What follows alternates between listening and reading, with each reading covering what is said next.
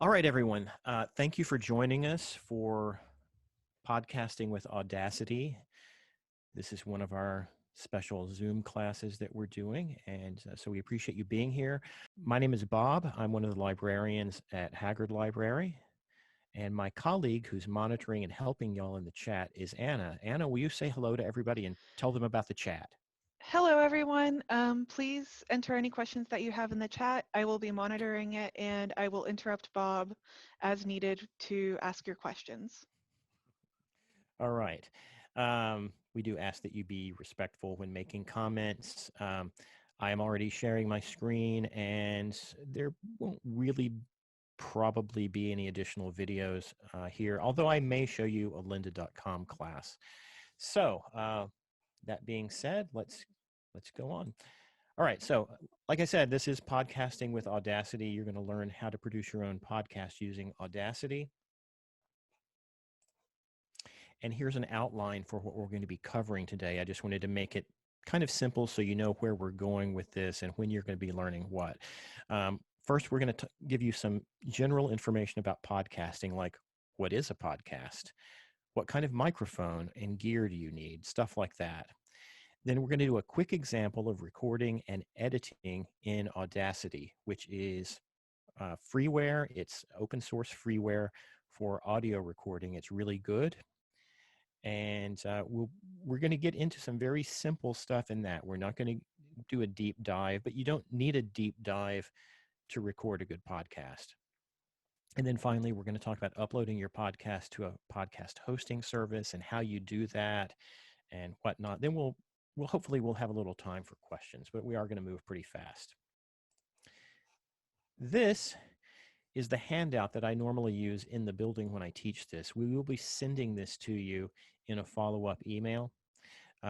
So this will give you something to refer back to. We'll also be recording this class, and I should say we are recording this class, and in a day or two, this class will be available on our YouTube channel for you to watch again if you want to. So, introduction to podcasting. You're going to learn what it is, a simple process for creating a one-person podcast, options and stuff like that. So, a podcast, if you really want to be a purist, is audio. I know that there are some people who talk about having a podcast and they have video, but technically, the pure podcasters will say it's audio only, kind of like doing your own radio show. You can do a talk show, a discussion of anything that you want. What makes it a podcast rather than simply an audio file that you have posted on the internet is that people can subscribe to a podcast. And the idea is that maybe there are 20 podcasts that you really enjoy listening to. You can use your podcatching device, which maybe if you've got an iPhone, there's a podcast app that would be called a podcatcher, and there's other applications you can use to subscribe to a podcast. And then anytime one of your favorite podcasts is updated with a new episode, that episode is automatically downloaded to your device. So you don't have to go out and check 20 different websites every week to see if your favorite shows have been updated. It comes to you. So that's really what makes it a podcast. All right, and it can be about any topic. Typically, I teach this to young teenagers, and I ask them if they've ever heard a podcast. And sometimes they have, sometimes they haven't. But really, any topic. There are a lot of podcasts by comedians and athletes. People use podcasts for marketing their business and talking about their expertise and stuff like that. So it can really be about just about anything. Here is my simplified process for recording a one-person podcast. So this is really all there is to it. First, obviously, you've got to determine a topic and have some idea what you're going to discuss. You can do it kind of by the seat of your pants and just start recording and talking, but you're going to have a lot of editing to do, and it's probably not going to be as good as if you have a little planning. So even if you know your general topic, you really want to know specifically what you're going to be talking about in each episode. Two, obviously, you have to record the podcast. So you need some way of recording it and getting it onto your computer so that you can do number three, which is edit the podcast. And we're going to be talking about editing software that's available to you. And then finally, you want to publish the podcast someplace on the internet. Now, my recommendation, and we'll talk about this a little bit more later, is that you use a professional podcast hosting service. And there are some really good ones out there. There's some that give you some free space to use, some that you have to pay a little bit, but they're not really too expensive. So each of these steps can get a little complex depending on how complicated you want to do things. But overall, it's really just those four steps. So we're going to take a look at those. So determining a topic. Do you like music, movies? Is there a television show that you're really into? Maybe you and a friend both like the same television show and you want to do a podcast where you review every episode that comes out because you're a fan. You could do something like that. Really, anything will work. Now, all of these pieces, these sections that I'm going through, we're going to go into a lot more detail in just a few minutes. But recording the podcast, we're going to talk about equipment and software, but obviously you've got to record it. So you're probably going to need a microphone of some kind, and we're about to discuss microphones. You're going to need at least an audio recorder that you can record the digital files on, but most likely you're going to record onto your computer. Kind of a general skill that you're going to need to get comfortable with is learning to speak clearly with good tone, and that takes a lot of practice. Most people are a little bit unnerved when they hear their own voice for the first few times, and they're not used to hearing their own voice. You don't realize what you actually sound like, so you'll get used to that. You're also going to notice that you make a lot of sounds and pauses and stammer when you don't really realize that you're doing that. So learning to speak clearly and concisely and on a podcast does take practice. The nice thing is, since it's not live, you can go back and edit out the pieces that you don't like. So you can keep trying until you get it right. All right. Anna, do we have any questions so far? So far, no. All right. Very good. Then editing your podcast. So a few points. The better your original content is, this is really important, the less editing you're going to need to do. The longer your podcast is, the more time it's going to take to edit the podcast in all likelihood. We're going to talk about software for editing in a few minutes, but generally, if you're using a Macintosh computer, you will probably have access to GarageBand. If you make appointments to come up and use a computer at the library, and a couple of our libraries do have computers you can reserve, even right now, that have Adobe Audition, which is like a professional level audio editing software. And then today we're going to be using Audacity, which is freeware you can download. You really need to be super critical when you're editing your podcast. And I am sorry, there is someone calling me on my phone. I'm working at home right now. And I'm going to mute my mic so you don't hear their voice. One moment. And I'm back. Very sorry about that, everyone. This is why podcasting is great. I could edit that out if this were a podcast. All right. So you need to be very ruthless with your editing. It's very rare that someone can even record 10 minutes of audio that doesn't need to be cleaned up. And especially if you're doing a podcast with a partner, there's a tendency for people to just start laughing and giggling and acting silly. And while it might be really fun while that's happening, it doesn't really add anything to your listener's experience. So you really want to edit that stuff out. So my general rule of thumb is you should think about maybe editing almost half of your podcast out if you feel like there's a lot of stuff like that. Ask yourself for everything in the podcast, is this something the listener is going to care about? Does it add to their experience? And then finally, and this is really important for anyone really, I emphasize it with the young people that I teach this class to. Don't publish anything on your podcast that would embarrass you or someone else now or in the future. Like any kind of social media, you just don't want stuff like that out there in the public. You want to keep it positive. So, and then we'll talk about publishing your podcast using a number of different methods. Any questions, Anna? No questions yet. And we are up to 28 participants. Welcome everybody who's joined after we started. You'll have a chance to ask questions later, but let's just press on. Okay, let's talk about microphones. Most people have a lot of questions about microphones because there are a lot of options. So the first thing I want to say is the microphone you use is going to be the thing that makes the biggest difference in how your podcast sounds. If you use a cheap mic, it's just not going to sound good. So, for instance, you might have a built-in microphone on your computer. It's probably not going to sound that good.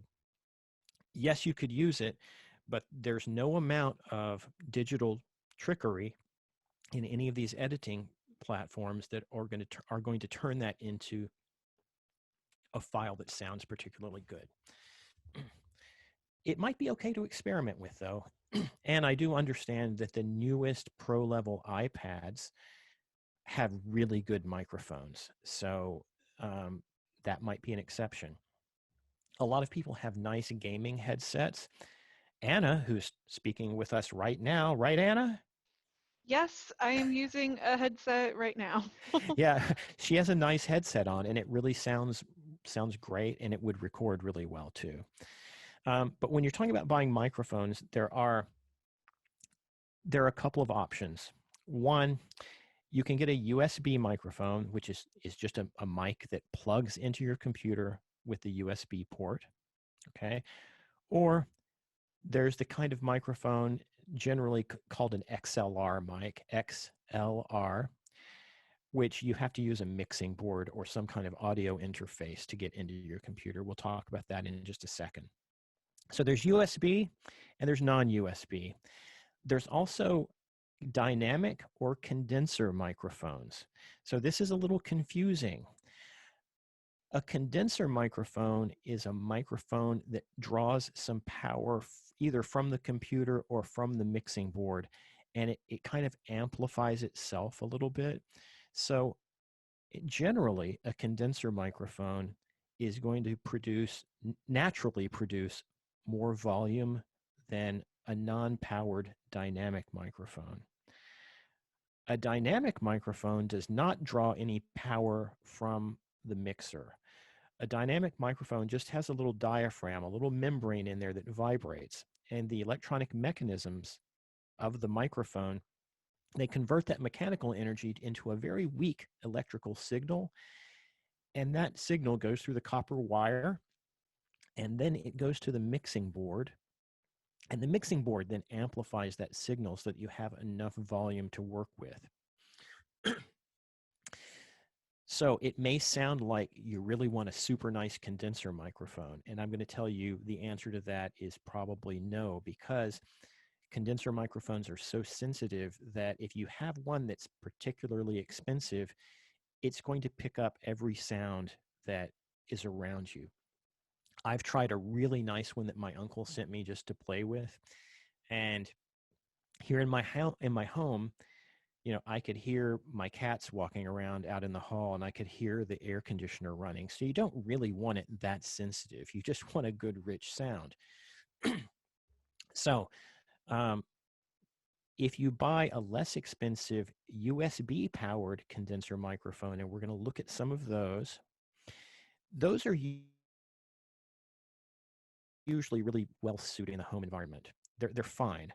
Just don't go out and buy like a $300 or $400 condenser mic, whether it's USB or one for the mixer because it's going to be way more sensitive than you want unless you have some sort of unbelievably good acoustics in your home.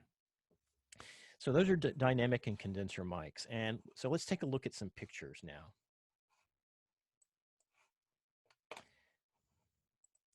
So first picture, this is a USB microphone. It's from a company called Blue, and it's called the Yeti.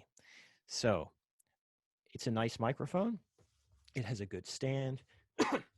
It has a mute button, so if you just need to step away, you can click the button and mute the microphone. It has a volume control on the microphone too, which is nice. And it sells for a bit over $100, but it is a really nice microphone. And it is a USB mic. And it is a condenser mic too. It's a USB condenser mic that would be suitable for the home. This is another one. It's a more standard looking kind of a vocal mic that you might pick up. This is an Audio-Technica microphone. It's a neat microphone because it can be a USB microphone, but it also can use the XLR connections, which we'll look at in just a moment. So it could plug into a mixing board, or you could just plug it directly into a computer. This particular microphone is about $75 or $80, and it is a good microphone. It comes with a little mic stand. Sometimes these little mic stands are not that durable. They will break after a while, but as you can see, it's kind of a standard contraption for holding the microphone, so it's easy and cheap to replace. Here's another one from Blue. This is a very popular beginning microphone called the Snowball. It's a USB condenser mic, and this is another one that a lot of people use when they're starting podcasting. Now, sometimes when you're watching people record things, maybe you see somebody singing on television or something, or speaking into a microphone, and you'll see a microphone like on a nice boom arm like this. And there are a couple of things here that you might be interested in. One, this thing here that I'm circling is called a pop filter.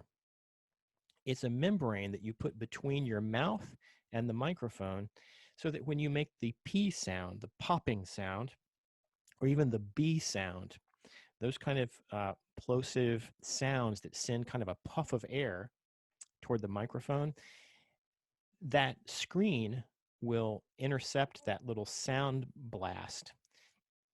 Your voice will still sound fine getting through to the microphone, but it won't pop and make that annoying popping sound. And now that I've told you that, you're going to probably notice this on a lot of recordings that you hear. The other thing that's very interesting about this picture, this thing that the microphone is sitting in is called a shock mount. So the shock mount attaches to this little swinging boom arm thing, and the microphone sits in this, and it's cushioned. So if your microphone were in here and you tapped the table real hard, the sound of you tapping the table isn't going to transmit through the arm and directly into the microphone. The microphone's kind of shielded from that, which is actually very nice. If you have a mic sitting on a table next to you and I'm going to try it. I'm going to thump the table. A lot of times that sound will go right into your microphone, and it's something you need to edit out. So shock mounts and pop filters. All right. Here's an example of a gaming headset. I actually have no idea whether this is a good gaming headset or not, but there are some gaming headsets that connect by USB and sound really good. Okay, finally, we're getting toward the end of the microphone stuff, folks. This is a dynamic mic. It's a Rode Procaster, and I actually have this microphone. It's about a $250 microphone. I'm not using it at the moment. I'll show you what I'm using momentarily. The reason I wanted you to see this is the bottom of this, you can see there's a little hole in the bottom, and then there are actually these three prongs, and they connect to a cable that looks like this. This is an XLR cable. So the XLR cable, this end would plug into the bottom of the microphone. This end will plug into a mixer. And this is a mixer. So you can see up here where I'm circling, that is an XLR input. We're not going to get too into mixers today, but I do like to explain a little bit about them. So here's the top of that same mixer. They look kind of complicated, but you have the same things replicated over and over again. So you could plug a microphone here into mic 1, another one into mic 2, 3, and 4. And then as you go down each column, you can change the high, medium, and low settings of your voice. You can change the volume of this channel so you could, for instance, have microphone 1 really loud, but maybe the person on microphone 2 has a very loud voice, and you need to turn their volume down, so you can control the relative volume of all these audio input sources here. And then there's a main volume over here called main mix that goes out to the computer. So when you're using a mixer, that's their way of getting multiple sources of input into one signal that then goes to the computer. And this is what I'm using today because I like to keep it simple when I'm doing things like this. I've got a little boom arm. This is an Audio-Technica AT2020 USB condenser mic, and I've got a pop filter. And I've also got a little foam head over the top of my microphone, but that's what I'm using. So last point about these. Why would you use a mixer rather than a USB microphone? And the answer is, if you're just going to be doing a one-person podcast, or if you're going to be doing a podcast maybe where you're talking to your partner on Skype or some other service like that, and you're recording the conversation, then all you need is one microphone.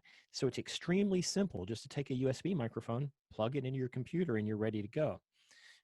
Now, if you were going to record multiple people in the same room, say, and you're going to have 4 microphones, you need to have a mixer with 4 microphones.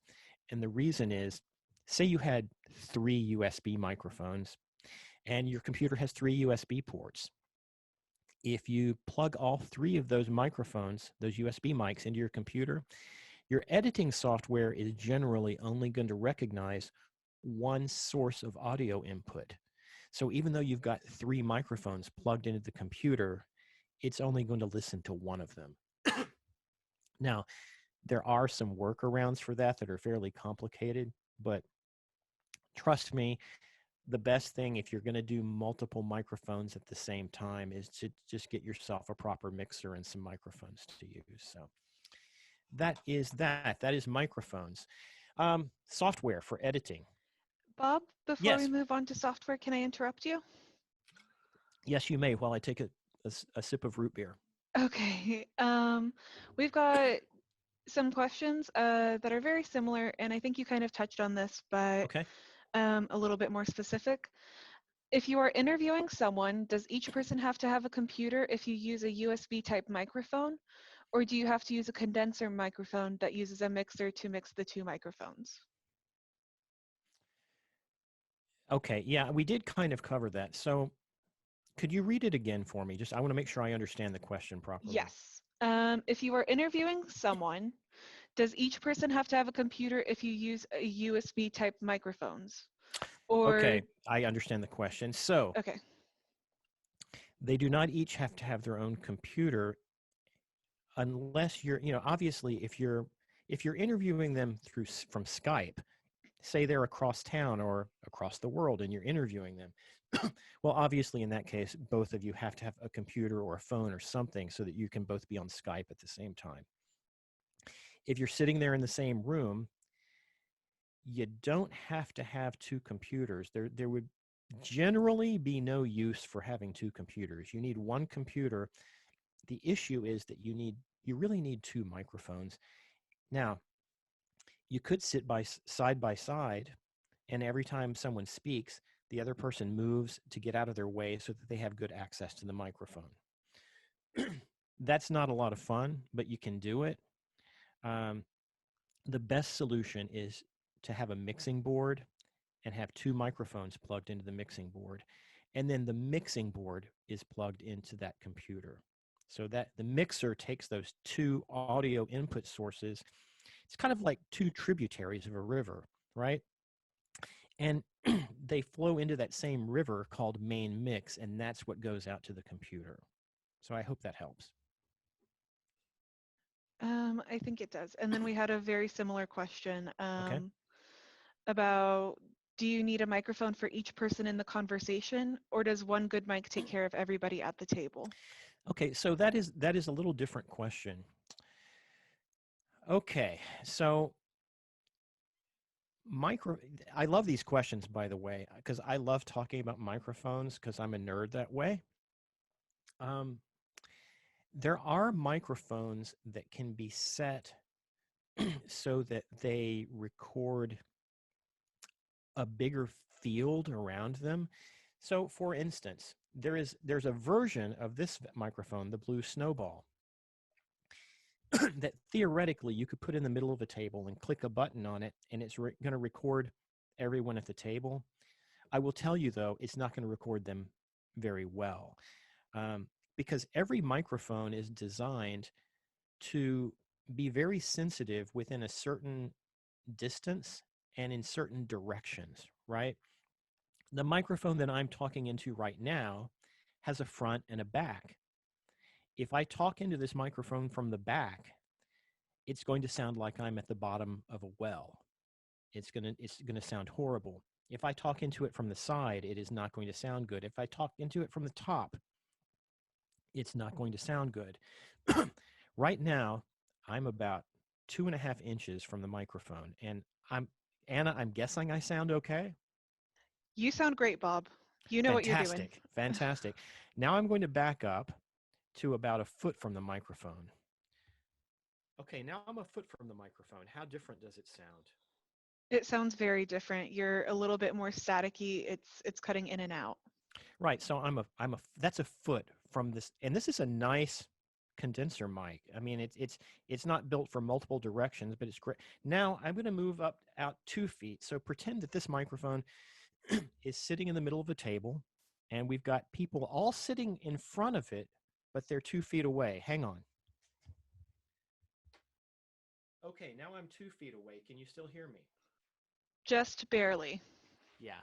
So I hopefully that'll demonstrate that um, it's not that if you want your podcast, the voices to have a good rich sound, you need a good microphone for everybody involved. And microphones that are made for vocal stuff are not made to be far from your mouth. Like if you watch a singer with a vocal microphone, they always hold the mic really close to their mouth. I mean, some people look like they're trying to eat the microphone. It's so close to their lips, right? Um, so, and the reason is because if the singer's microphone is so sensitive that it's picking up the sound of the drummer behind them, then it's going to sound horrible. So you think about a microphone kind of having a force field around it. And once you get outside of that little force field, it's not going to sound very good. Okay.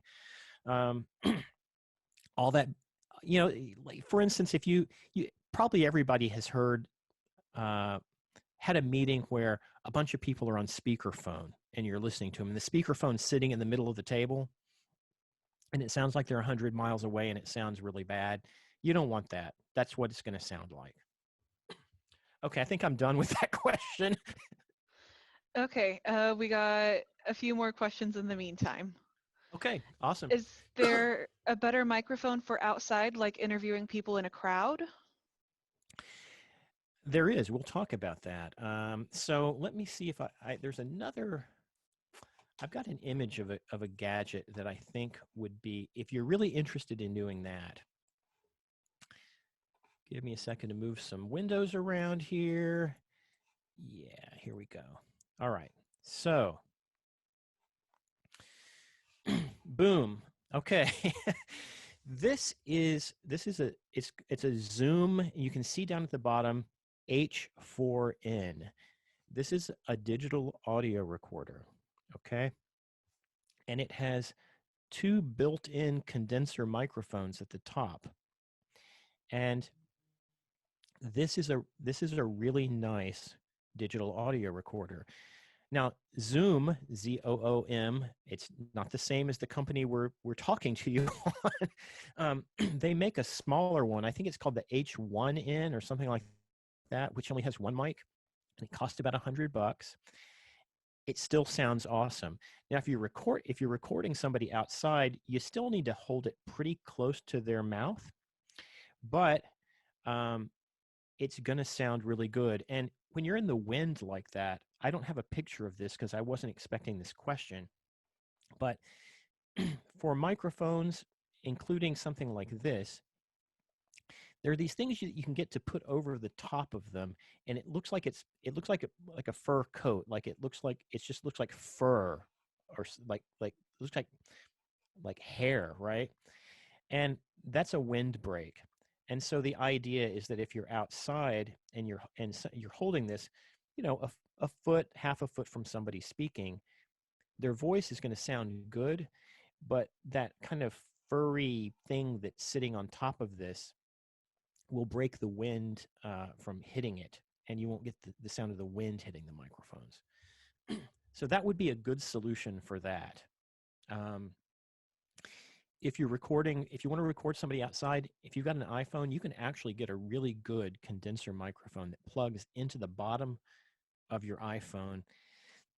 And you could even put one of these like furry windbreak things on that, and that would be a good solution. You could record into the iPhone and then transfer the audio file onto your computer for editing. Sorry I'm coughing so much, folks. My voice is just a little ragged from talking. Next question, please. I've got a somewhat inexpensive shotgun mic with a hypercardioid pickup pattern, kind of like the Rode, but cheaper. Do I really need the setup like you have to get good audio, or can I get by with a little audio trickery to improve some of the shortcomings of the mic? I would just test it, really. If you've got a decent shotgun mic, just try it. I don't know if your microphone is a USB mic, or how it's really set up. I will emphasize though that if the initial recording doesn't sound good, there's really no digital trickery that's going to make it sound good. So just keep that in mind. But certainly, if you've already got the microphone, if you can figure out how to use it and record into your computer or whatever you're recording into, then by all means, give it a try. I wanted to show you one other thing about this Zoom H4n. Down here at the bottom of it, it has inputs for XLR mics. So it's really a neat solution. If you bought one of these gadgets, where is it? If you bought an H4n, I'll just drag it back. You could actually put this on a tripod, and I've done this. You could put it on a tripod. You could plug an XLR microphone into each one of these, and you can record so that you've got this thing sitting on a table. You got each of the two people with a microphone, and it's recording those as separate channels. And you could even set it up so that these things are recording, but they're at a much lower input volume. Say you're recording in a restaurant. So you get a really good strong sound from each one of these voices, but these are picking up the ambient sounds of the restaurant, but at a very, very low level. And then all of that stuff combines into the file that you edit, and it sounds amazing. It'll sound like you're sitting right there in the restaurant. So what you would do with this is you record your file. You could record a whole podcast on this, and then just use the SD card to transfer the audio file, to the computer for editing. Okay, enough of that. Let's go back to the handout real quick, and I think we really need to move on to the editing software here. So real quickly, like I said, Macintosh, you can use GarageBand. We're not teaching GarageBand today, though, because it's Mac specific and so many people don't use Macs. For PC and Mac users, you can download Audacity, okay? So Audacity is freeware.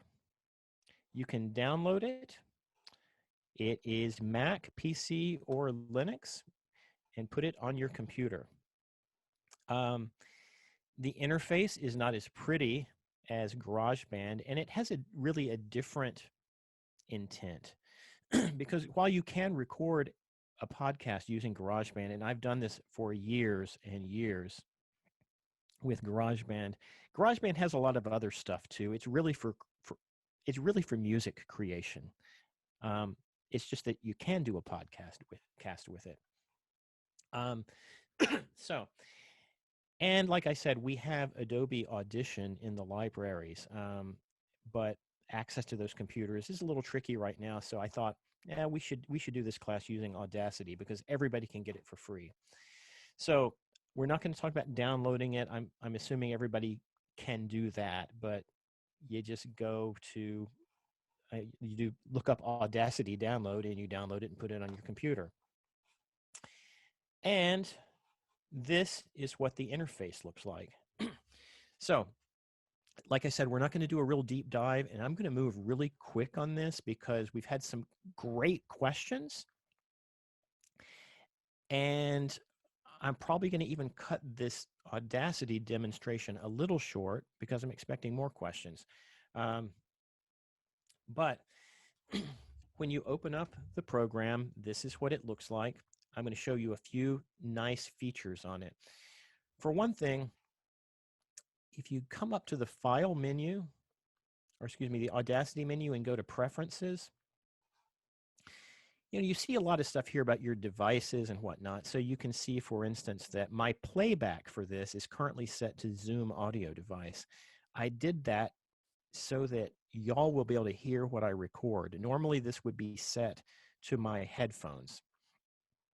Recording device, AT2020 USB, that's my microphone. I click this, and you can see there are other sources of input. I could choose my Logitech webcam. I could choose my MacBook Pro microphone. But in this case, I'm just going to do the AT2020. Pardon me one moment while I close my door so my cats don't make too much noise.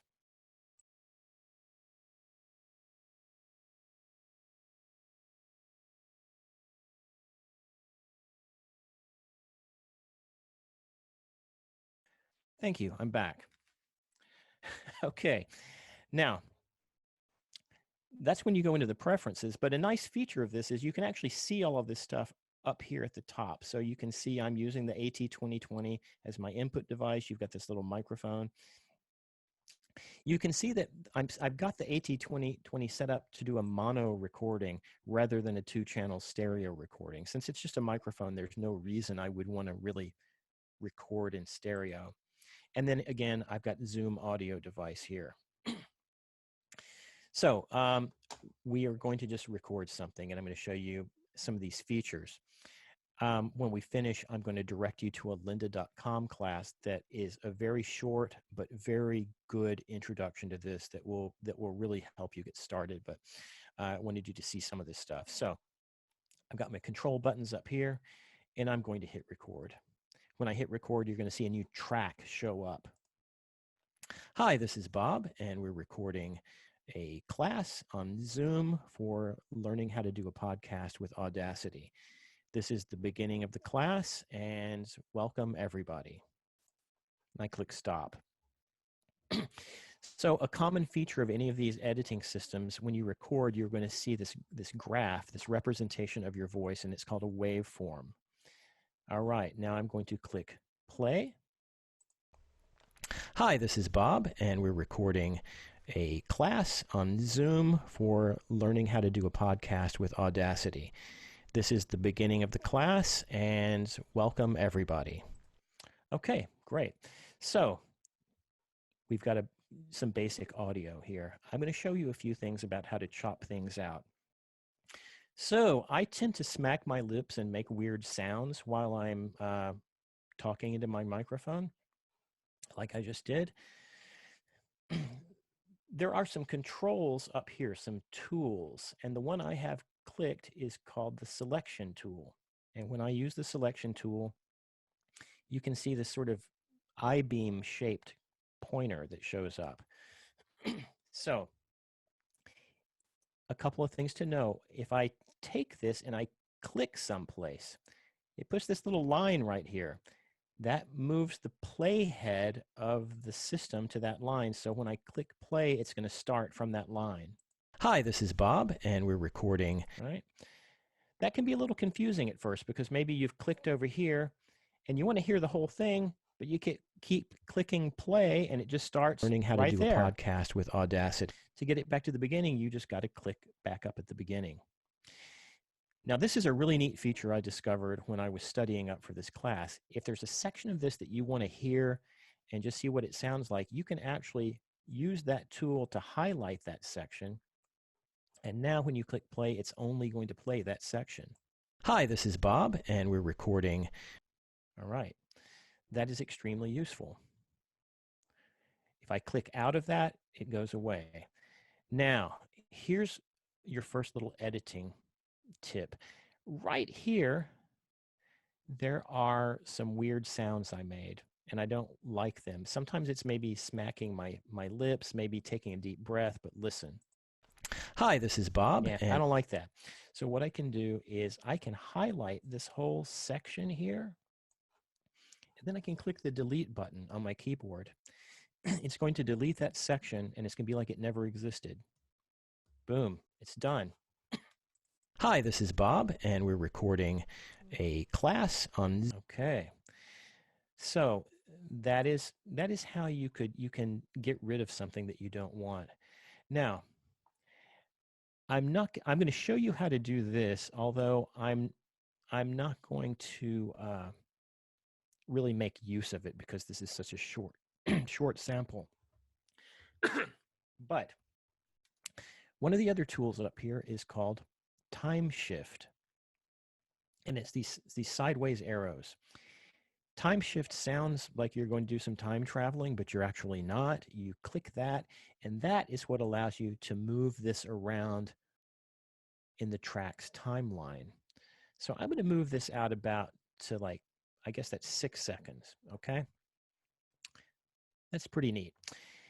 Now, if you wanted to actually, maybe you wanted to split something here. Maybe you were talking up here, and then you have a pause, and you talk again back here, and you want some like a musical interlude.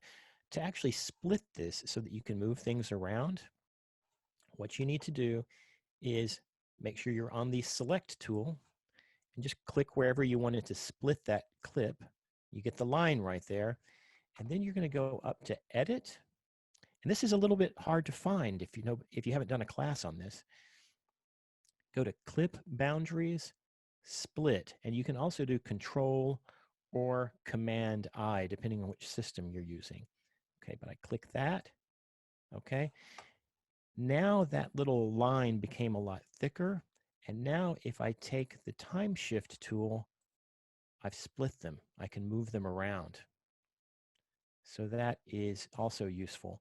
You've got your undo features up here in the edit menu, so you can undo time shift and undo split. Okay. And I'm going to go back. I like to keep it on the select tool. We may go a little bit over an hour, folks. I'm trying to make this as fast as I can. All right, so we've got that. Now I want to maybe put an intro music track in there. So I've already got an MP3 on my computer I want to use. So what I'm going to do is go here to File, Import Audio. And I'm already in my folder for podcasting class, and this is the MP3 that I want to use. And so I'm going to click Open. It's converting it here to another format besides MP3 so that Audacity can work with it. And now we have a great big waveform. Now what you'll notice is, since this is a really long file, it zoomed us way out. So this other stuff up here that we recorded looks very small, and it's really, you're not going to be able to work with it like that. You have up here some zoom tools. So what I'm going to do is start zooming in. I'm going to use the plus, right? So a couple of other things to notice here. So we've listened to my recorded voice, and we see the waveform there, and we can see that it's good. You can see the peaks and valleys in it. It's not overwhelming the whole situation, but this music track is gigantic. So let's play this, and you can hear just how bad it sounds when one of these tracks is too loud. If you have headphones on or they're turned up really loud, I don't want you to hurt your ears, so be aware.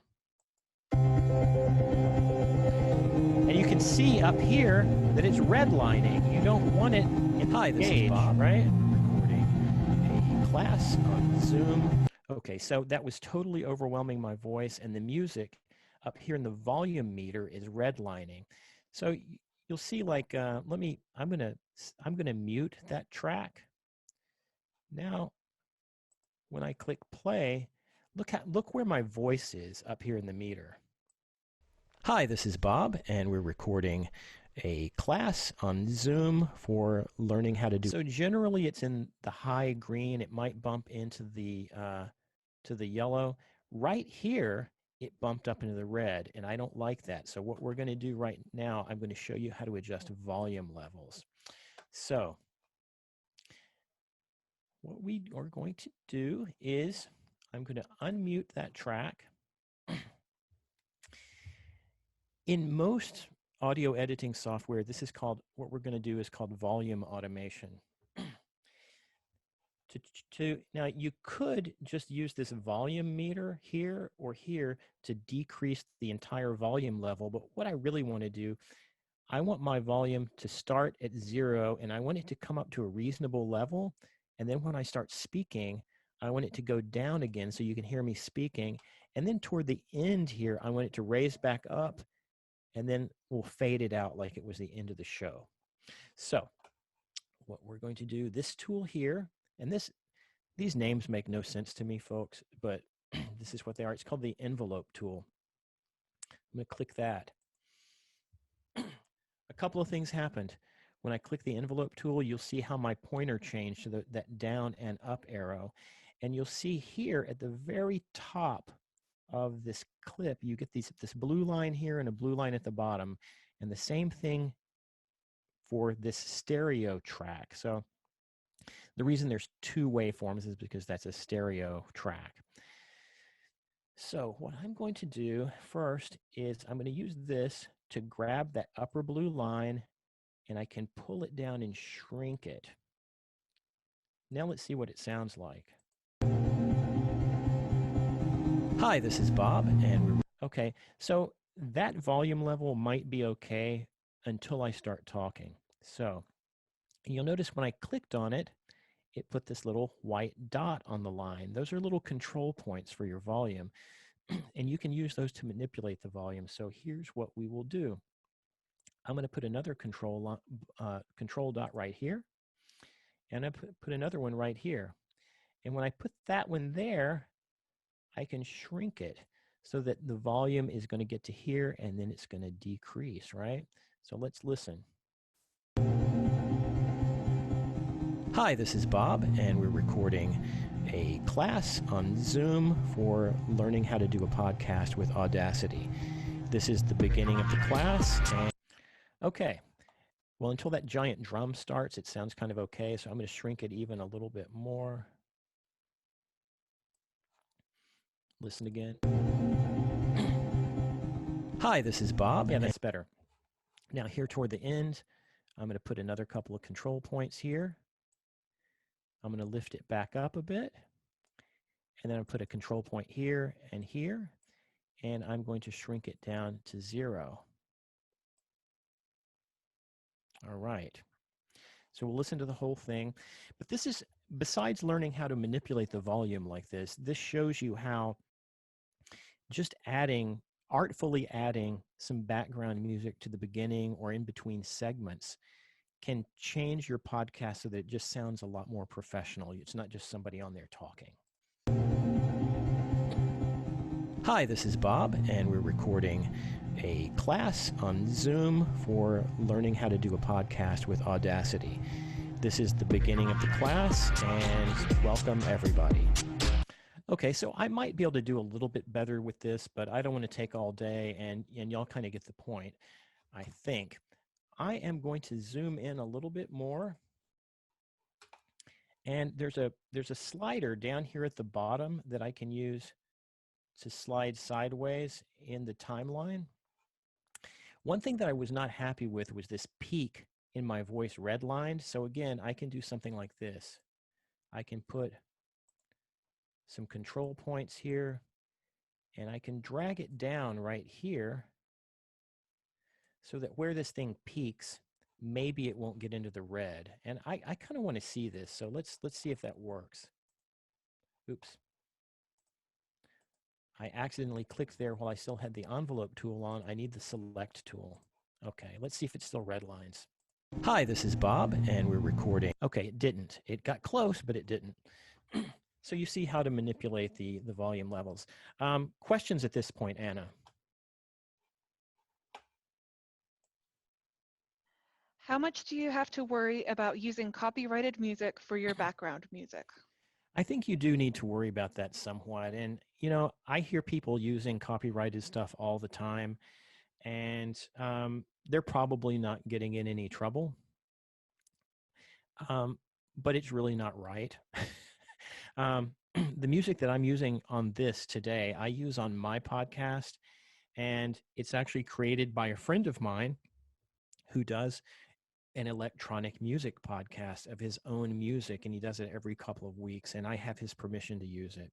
So it is kind of a drag that you're not supposed to pick your favorite song to use. So I'm not going to tell you that you're going to definitely get in trouble if you do it. You probably won't. But I am going to say you're really not supposed to. Okay. The last thing I want to do here, and I can't remember, frankly, if this is going to do it. I'm going to put my pointer right here, and then I'm going to go to clip boundaries and split.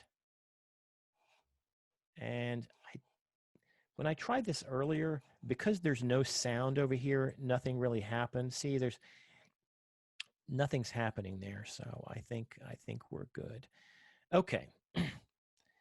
So that is a very simple introduction to using Audacity. Now, what do you do with a sound file once you've got this project built? You can't upload this Audacity file anywhere because nobody's going to be able to listen to it unless they've got Audacity, and they're not going to have that on their cell phone. So you need to export it. So you'll go to the File menu, and you're going to go to Export, and I'm going to export it as an MP3. Some people may export it as a WAV file. The difference is the WAV file contains a lot more information, so the file size is much, much bigger. For most podcasting, MP3 is going to be fine. So I'm going to click Export as MP3. You've got some decisions to make here. The quality could be standard or extreme, or medium or insane. I tried extreme and standard today, and I couldn't tell a lot of difference. I'm going to pick standard. I'm going to rename my podcast. Just call it test.mp3. I'm going to put it on my desktop, and I'm going to click save, and you're going to see this thing start processing. It's going to be pretty fast. Your tracks will be mixed down and exported as one stereo file. Okay, let's do this. Okay, you can see it exporting.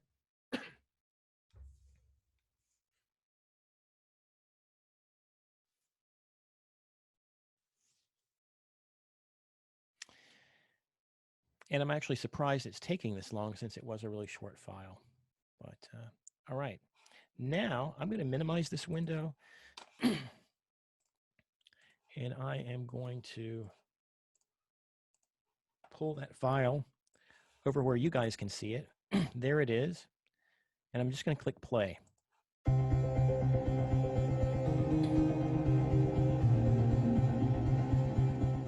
Hi, this is Bob, and we're recording a class on Zoom for learning how to do a podcast with Audacity.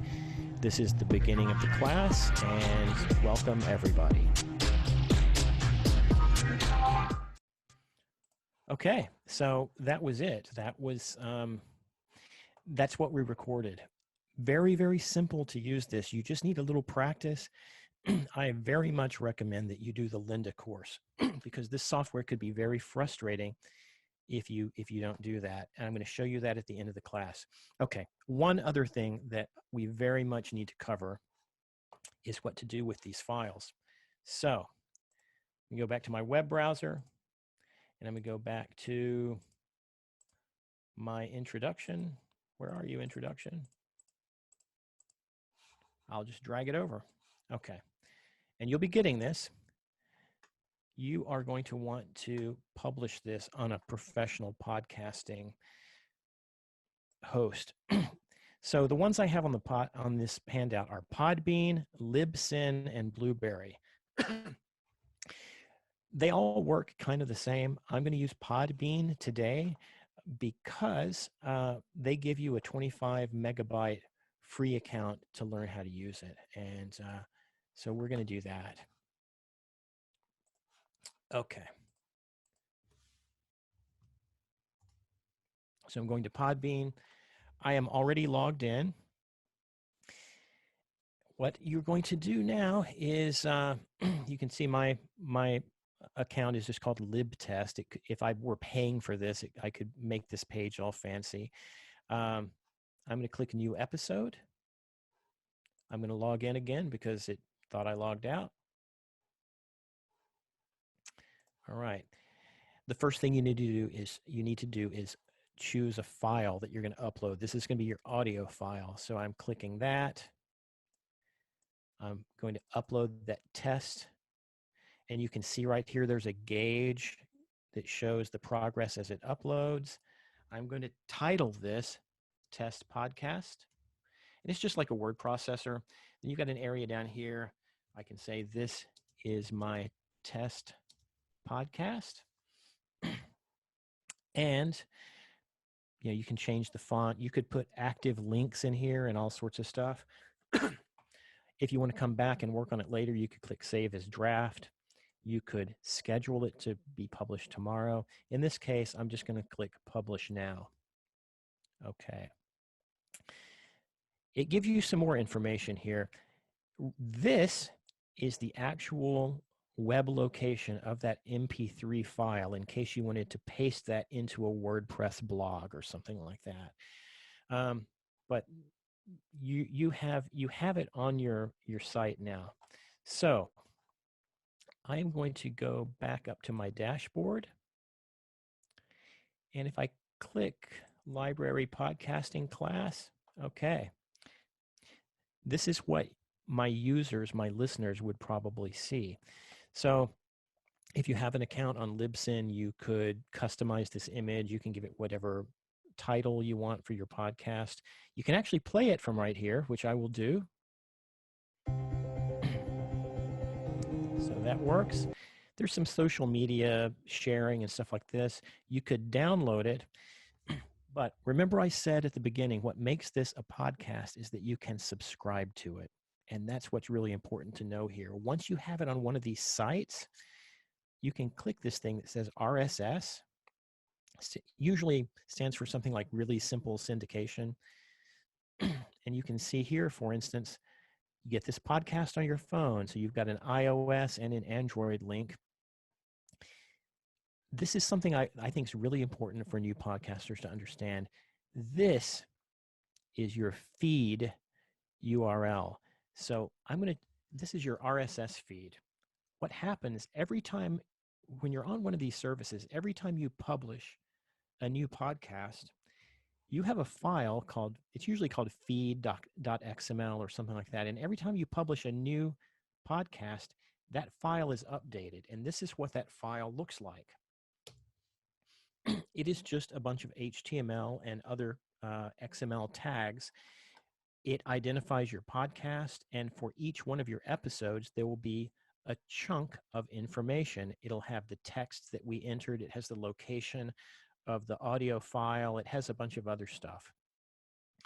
Why this is important, this is what those subscription services are actually looking for.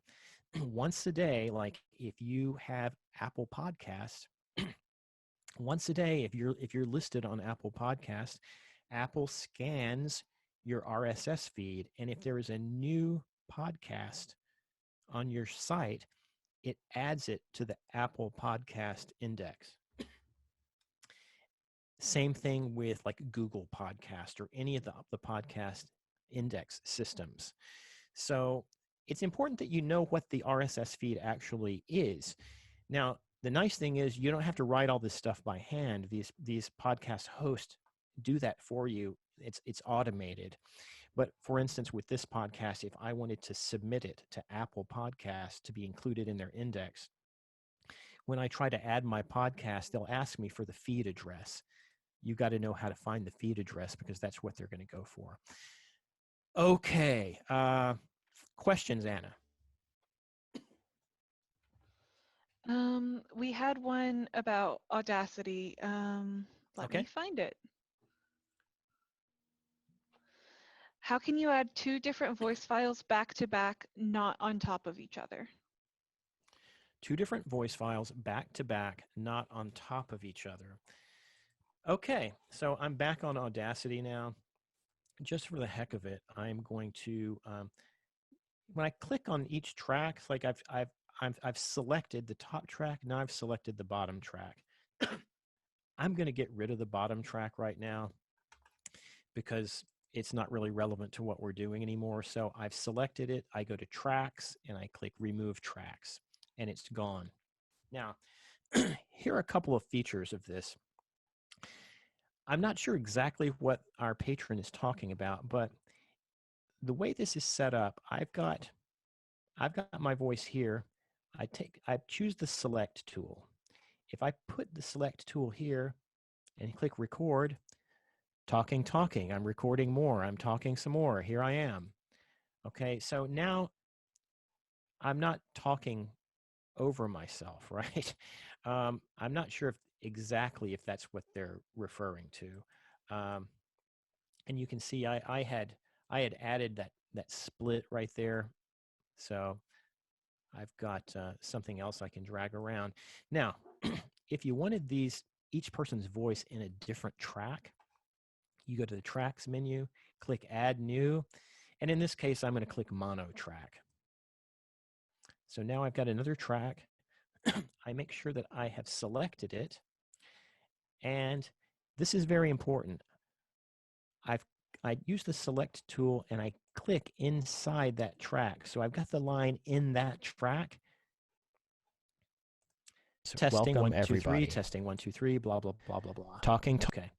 So I was kind of talking over myself there, but again, I could use the time shift tool and I could move this one around, whatever I need to do. So that's how you add a new track. Now, I just recorded into this track. If I want to go back and record more in the top track, I again click so that I've got the select tool line in that track, and I click record again, and it starts recording in there. I do want to show y'all one other thing about this that I think was very confusing to me. Did you have a quick question, Anna? Yes. We got more information. We were thinking more of different interviews that we want to be in the same episode but are not going to be over themselves. Different interviews in the same, so yeah, well, here's the way I would do that. I would record each interview in a separate track. And the reason I would do that is because everybody's voice is different. And some people have loud voices and some people have quiet voices. And if those voices are separated into different tracks, it's just easier to manipulate them. Now, if I back out a little bit with my zoom control, I mean, all you would do, like if you've got an interview here, let me just move all of this stuff, right? Click that. Okay. So let's pretend that this is our opening interview, this chunk right here. And then there's maybe a musical interlude here, and then there's another interview. You could add another mono track. And to start the interview down here where no one is talking, you click the select tool, click in here so that the line is right there. And I'm going to start speaking and it's going to start recording from there. Okay, this is Bob and I'm recording again. So I'm not recording over this stuff. The other thing that you got to remember is, like, even if you recorded at the same time this stuff is going on, you can always, use the select tool. You can go to clip boundaries, split. You can time shift this. You could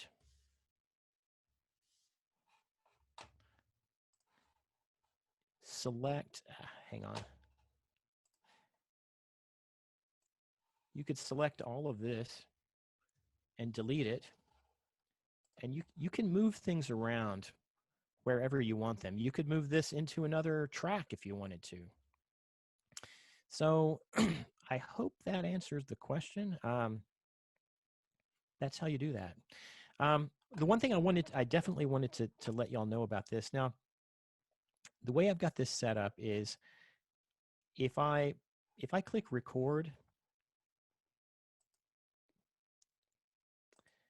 the active track right here, the one that's blue, is the one that's getting recorded into. But there's a very confusing preference. I'm going to go to the Audacity menu to Preferences. And there is something that could accidentally get clicked here called Record on a New Track. If I click that, then what's supposed to happen is anytime I click record, it starts a new track. So let's see if that happens. Oh yeah, see, it just happened. That could be really annoying if you're trying to work all on this track, but every time you click record, it starts a new track. You're gonna soon have more tracks than you want to have to deal with. So make sure you go to your Audacity preferences and under recording, unclick record on a new track. And that'll get rid of that problem for you. Any more questions? Yes. Can you make it to where there are two mics connected to Audacity? Okay, again, you can, but it requires that you have a mixing board. So I'm gonna talk about this just for a couple of minutes because there seems to be a lot of interest in this topic, and it is super confusing at first. So here's the deal. I am currently using a USB microphone plugged into my computer. You can see up here that Audacity is listening to it. It's my AT2020 USB microphone. Now, if I plugged an additional microphone into one of my other USB ports, I could choose this one or that one, but not both. So when you're going in with a USB microphone, Audacity is only going to pick up one of them. There's nothing you can do about that, which is why, let me get my web browser back up here, which is why you really, in that case, if you want to use two microphones at the same time, you have to have some kind of mixing board. So you would plug one microphone in here, one microphone in here. Then there's a USB port on the back of this mixer, and that plugs into your computer. And if I did that, instead of saying AT2020 USB, I would be able to pick, it would say like mixer or something like that. And so it's listening to the mixer, and the mixer is what consolidates the microphones and lets you do a 2 or 3 or 4 or 5 microphone interview, whatever you're doing. Okay, I hope that helps. I think that did. We have another question. Okay. To have a microphone in an online interview, do you need a mixing board? In an online, okay. For an online interview, if you have a USB microphone, you don't need a mixer. You just plug the microphone in, and whatever system you're using would be fine. So I'll give you an example. Here's the way I do my podcast. I use a MacBook Pro, and I have a nice USB microphone plugged into it. My podcasting partners across town, and we were using Skype, but recently we started using Google Meet. So we have our conversation on Google Meet. I have another piece of software on my computer called Audio Hijack. And Audio Hijack records the conversation that I'm having, in this case, in my browser window in Google Meet. So we're having the conversation there in Google Meet, but this other application called Audio Hijack is actually doing the recording. Now, if you're using Skype or Zoom or something, those applications typically will have, they might have their own built-in recording function so that you could just click, oh, record this meeting, and it records it. And great, you've got a recorded meeting. The reason I don't do that is because I've been doing this way a long time, and I don't like to change. But did that sound like it answered the question, Anna? I think so. Yeah. If you're, the only reason you would need a mixing board is, one, if you need 2 microphones in the same room, okay? That would be a reason. Or maybe you have 1 microphone, but you want to be playing your guitar, and you plug the guitar amp into one of the other inputs, so you could record your guitar and your voice at the same time. That would be cool too. The only other reason you'd need a mixer is just like maybe you've got all that stuff, but you don't have a USB microphone. Well, in that case, use what you've got.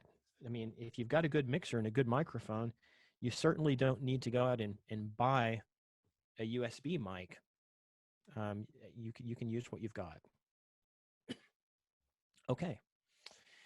I was going to show everybody how to get to lynda.com. So everybody, please bear with me and watch this.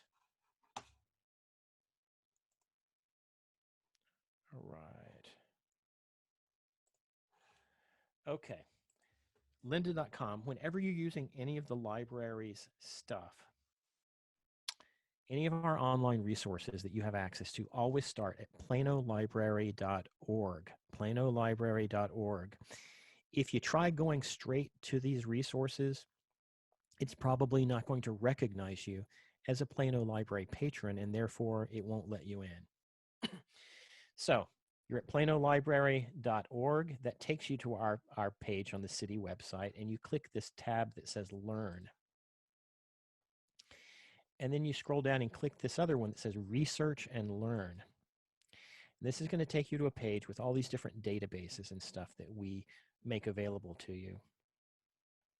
Okay. If I click Technology and Science, it scrolls me down the page to lynda.com. You can log in with your library card and your library PIN.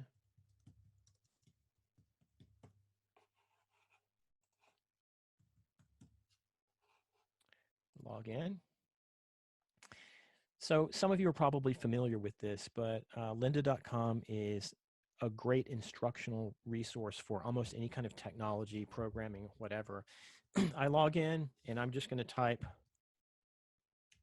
Audacity. And I'm going to click this one that says Learning Audacity. This is the one I actually use to learn this, because I usually use either GarageBand or Adobe Audition. I really wasn't that familiar with Audacity. But when you go in here, you can see the course broken down into chapters and segments, right? And you don't have to watch the whole thing. If you already have your everything installed, you don't need to learn how to install Audacity, and you don't need to know what it is. Maybe you just want to remember how to add a track, or maybe how to split clips. You click the split clips. Previously, we saw that the and it takes you here to this video. They call them, they actually call this one of their videos. You cut click command that. in Audacity has two variations, both found under. So this will explain to you how to split a clip.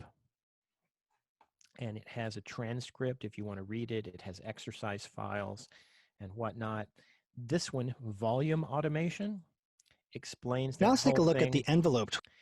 With the envelope tool that I showed you how to kind of create that rising and falling volume.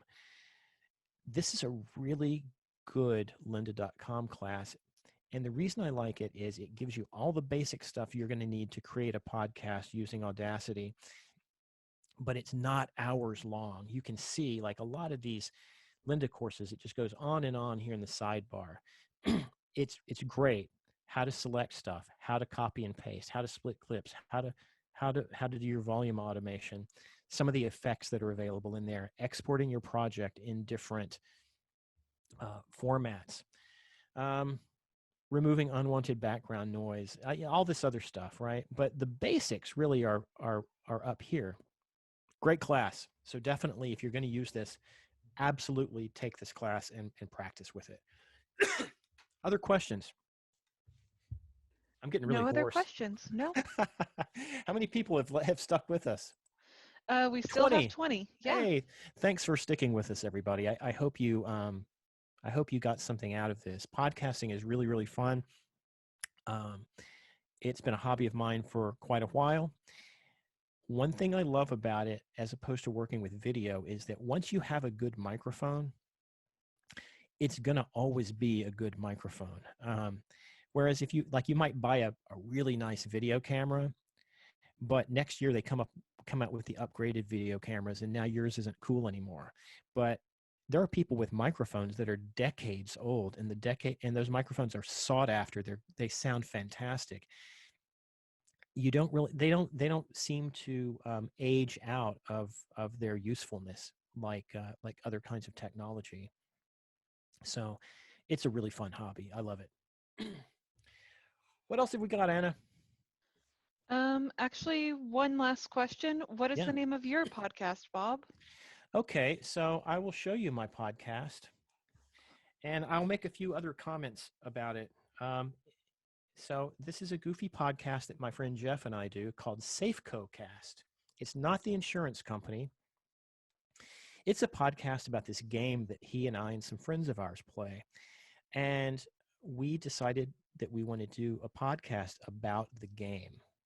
So this is something like I didn't set this site up for quite a while. I'll show you what it looked like for a while. So I host mine on Libsyn. So if I go to, and it's spelled with no E, safecocast.libsyn.com. Because I host it on Libsyn, they set up a homepage for me, and it's a pretty good homepage, and it's still there. As soon as I publish something new, it shows up here. Like we published this one yesterday, and it has all the same stuff. Like you can click here to subscribe. You can see the RSS feed and all that. So yeah, you'll hear the same music we just heard if you click play. So Libsyn sets this up for you. Now, I decided a couple of months ago that after we've been doing this for a year, it deserved a nicer website. So I set up this WordPress site. This is using the WordPress blogging software. I transferred my domain name, safecocast.com, so that it points to my WordPress blog.